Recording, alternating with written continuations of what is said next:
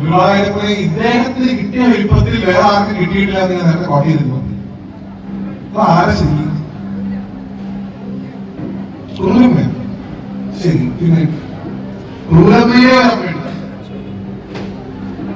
അവരുടെ യശോദ, ആ അമ്മയ്ക്ക് കിട്ടിയ വിൽപ്പത്തിൽ ഗുരുവായൂരപ്പനെ ആർക്കും ലഭിച്ചിട്ടില്ല.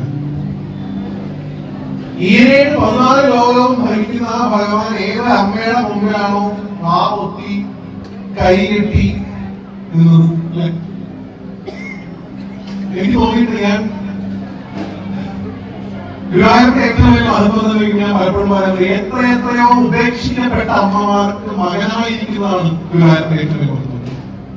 പണ്ടൊക്കെ ഇന്നത്തെ കാലം പോലെ ഗുരുവായൂരത്ത് പോകാന്ന് പറഞ്ഞ് കുഴിയുടെ ഒരു പാവം മുത്തശ്ശേരി കിഴക്കേ നദിയിൽ നിർത്തിയിട്ട് ഞങ്ങൾ പായസം വാങ്ങിയിട്ട് ഇവിടെ വരാൻ പെട്ടെന്ന് ഒന്നോടുന്നു. അവിടെ നിൽക്കാനേ കാണുള്ളൂ. ഞാൻ നല്ലതായിട്ടില്ല. എത്രയോ ഉപേക്ഷിക്കപ്പെട്ട അമ്മമാർക്ക് ഇന്നും ഭക്ഷണം കൊടുക്കുന്നുണ്ട് 3 നേരം കാരണമായി.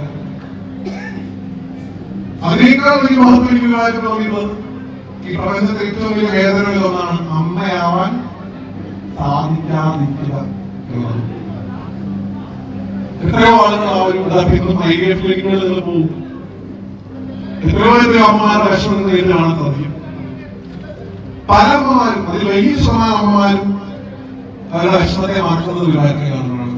അംഗീകരിക്കട്ടല്ലോ, ആരാണ് ആരായിട്ട് അങ്ങ് മകനായിട്ടുണ്ടെങ്കിൽ പിന്നെ ആരാണ് എനിക്ക് വേണ്ടത്? കൂടാതെ ചോദിച്ച പോലെ ഉണ്ണികൃഷ്ണൻ മനസ്സിൽ കളിക്കുമ്പോൾ ഉണ്ണികൾ മറ്റു വേണമോ മക്കളായി.